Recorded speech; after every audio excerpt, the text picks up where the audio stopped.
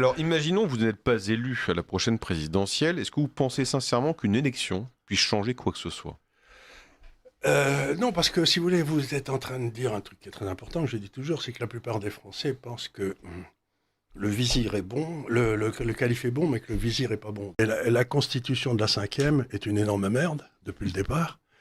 Et donc, on ne peut pas changer la structure de quelque chose qui est profondément pourri. La structure de la constitution de la cinquième, c'est d'amener à un homme qui a tous les pouvoirs.